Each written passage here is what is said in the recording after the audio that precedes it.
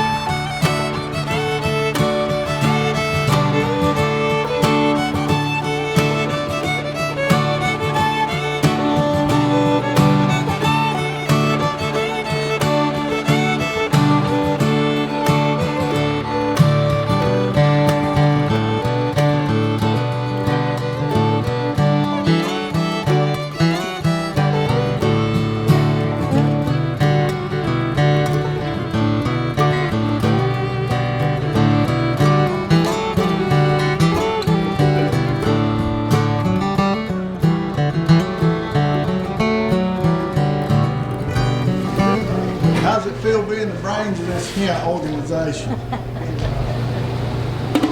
I get accused of being both. That's cause you know what's going on. So the first station is the kill station. Since we're doing turkeys, we're doing them 2 combs, and we'll kill one. Well, starting out we'll kill 2. Right. And when the first one goes into the scalder, we'll be killing another one. Right. So we've always got one ready to go in the scalder at all times. Gotcha. And after it scalds, you want to scald at about 140 degrees you want to start at about 30 to 45 seconds. And then you want to start testing the wings, seeing if the feathers can come out. And it's real important on a turkey to not over scald because their skin is very thin, and right along their back, right at their tail, the skin will start breaking if you scald them too low. So you go from the scalder to the plucker, and before they go in the plucker, we will take off the feet and the head.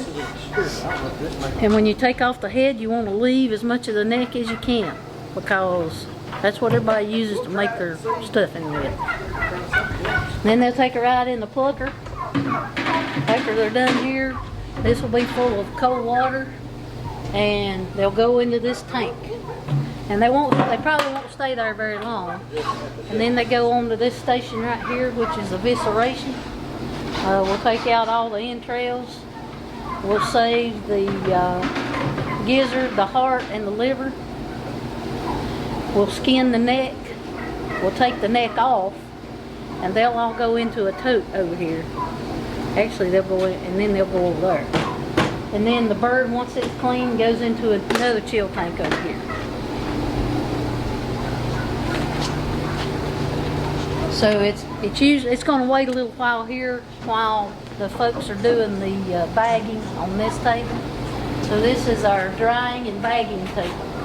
So when a turkey comes out of this water, it goes onto one of these racks, and it'll sit there for maybe 5 minutes to dry just a little bit. There's a sweet spot on these shrink bags. If they're too wet, you get too much water inside the bag, and you don't want your customer paying for ice or water. So you want them to drain as much of the water off of them as you can. You put a shrink bag over them. You twist it up. Then it goes into this tank. This will be 180-degree water. And it'll go in there for maybe 5 to 10 seconds. It'll come out, put a twist tie at the top, and then it goes to this station. This is the weighing, the pricing, the labeling station, and just as soon as it gets the label put on it, it'll go into the freezer. That'll be it. All right, so you heard her talk about all of it. Like I say, she's the brains behind the operation. She tells us all what to do. We just the muscle, okay? We'll just do exactly what she says, and everything will be good, right? Yeah. Yeah. So, exactly. Respect my authority. Exactly. Respect her authority, and we'll be good to go. But you saw her talk about all these stations, and throughout the day, I promise I'll actually get something going on at all those stations we made. So hang out with us, and we're going to have a great day, going to have a whole lot of fun, and process some turkey. Yeah, and we got barbecue for lunch today. That's the only reason I came, for barbecue. No, not really. We got turkeys to process. It'll be a big day. What we're going to do is we're going to load the turkey, and we want the breast towards the front. So we just put him in with his back towards the back of the cone. And they load pretty easy. Just drop him down in there, make sure you get the wings in. Keep them in tight to the body. And then we're going to just reach up into the cone and grab the head and just pull his old head down like that right there. And then what we want to do whenever we're dispatching is on the front of the neck you can feel the windpipe. It's kind of a bit of a ridge. It feels kind of like a straw, but it's a little bit flexible. You just want to grab that and pull that to the front, and we're going to hold that with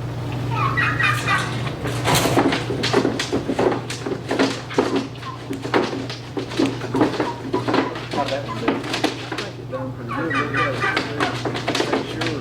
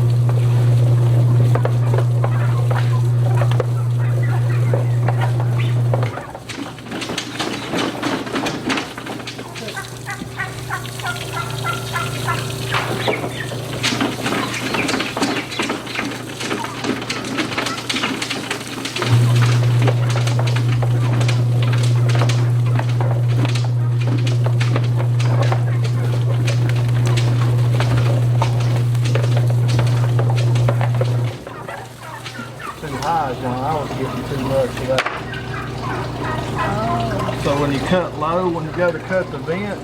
Okay. There's not as much missing. I don't know that's right, but I think that was it for me.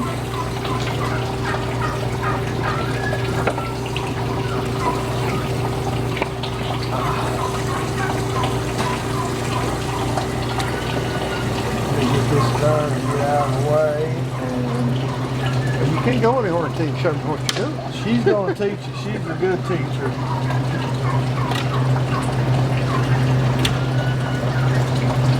Just right around the vent right there. And like Saundra was telling us, save every ounce you can, because every ounce of that equals more money. I guess that's a kind of a crazy way to put it, but when you're making money off of it, every little bit, especially with a small farmer, you want every little.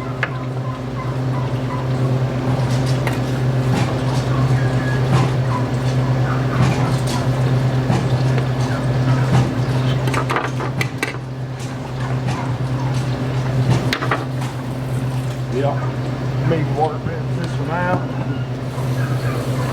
That's a pretty neat. I like that end on that hose. I didn't even know you could buy something like Man, you knock out several of these, get good time rules. that. Yeah.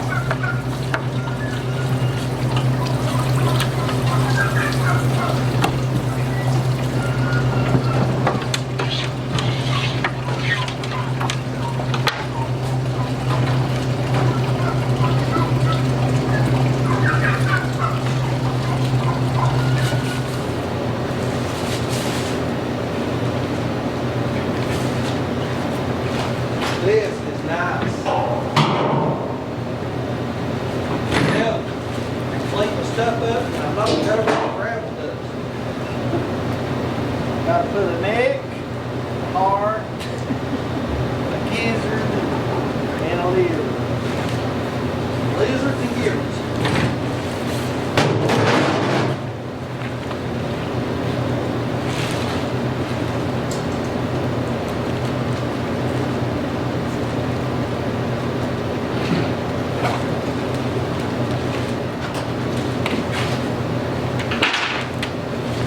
Tickle the face.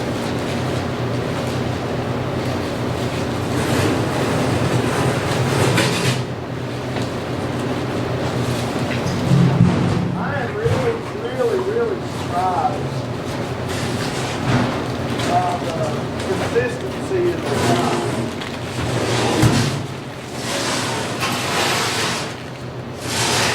Most of the time, turkeys and chickens are like, Well, yeah, I think there's unless you have an issue. there's one little bitty factor I think that can make a big difference in it. That's the feeding space. You don't have enough feeding space, and the big gets the big chickens in there and the small ones trying to get feed out and don't get enough feed. You have to breed. But I think if you got enough feed, you have feeding space. You shouldn't.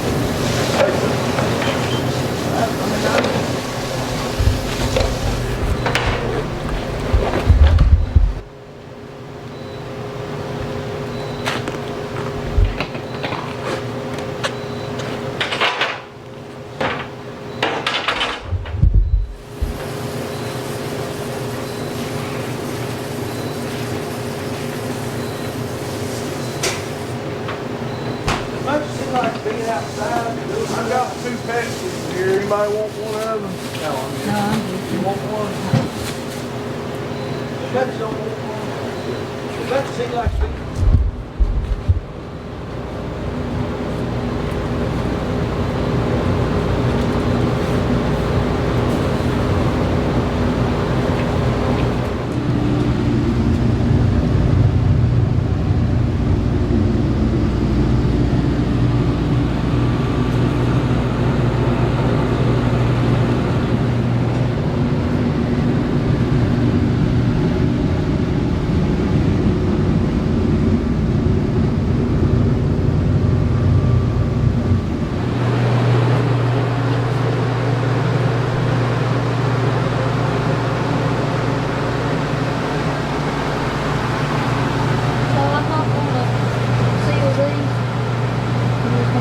flag.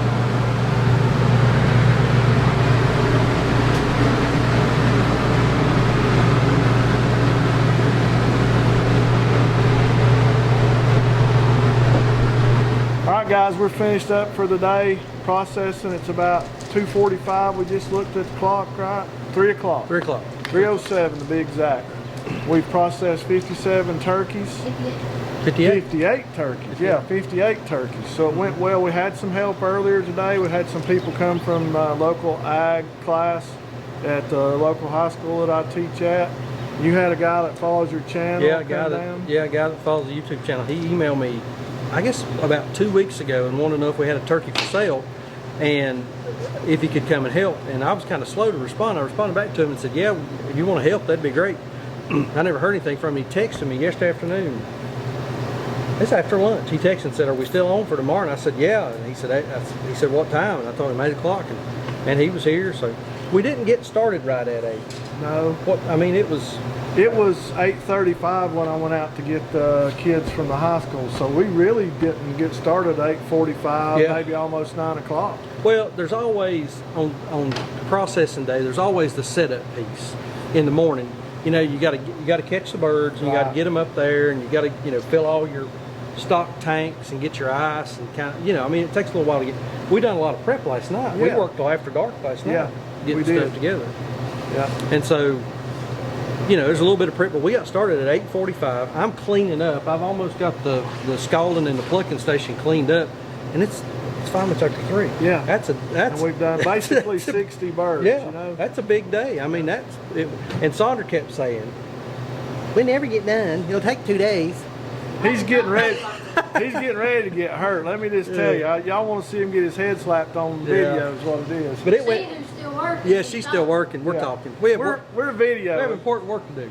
But video interlude. Yeah. Video interlude. But it went well. I mean, it really did. And the birds look good. Yes. The birds I was look going to really comment good. on that. Yeah. We had 58 birds, and the smallest Saundra you said was 8.5. was 8.5, and that was way that was the outlier there. And most of them were 9.3 to 12.9. I mean, look at that. That's that's amazing. Man, it's like better than a grocery store. And you know where it was raised, you know what it was fed. Yeah. Buy local. Buy local, absolutely. If you get a chance, buy from your local farmers. But back to the turkeys, just except for the one outlier which was 8.5 or 8.3, they went from 9.3 to 12.9, and they all stayed right in that. And they grew that in 12 weeks, right? We done 12 weeks. So you brooded them for, was it 3 weeks or 4? I can't remember. It was 3 or 4 weeks. I'm not sure. 3 weeks. Yep.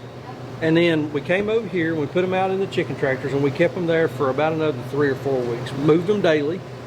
And then they went out into the netting, and they've been out in the netting. And this is, I don't know how many batches we've done. This is the best batch of turkeys we've ever had. Well, prettiest bunch of birds. This is my first batch, but I promise you I'll be, if you'll let me help you guys with them again, like we did. That's been, I've told them, and I'll say it in public on camera to everybody, it's been wonderful to do this collaboration with Sheraton Park Farms.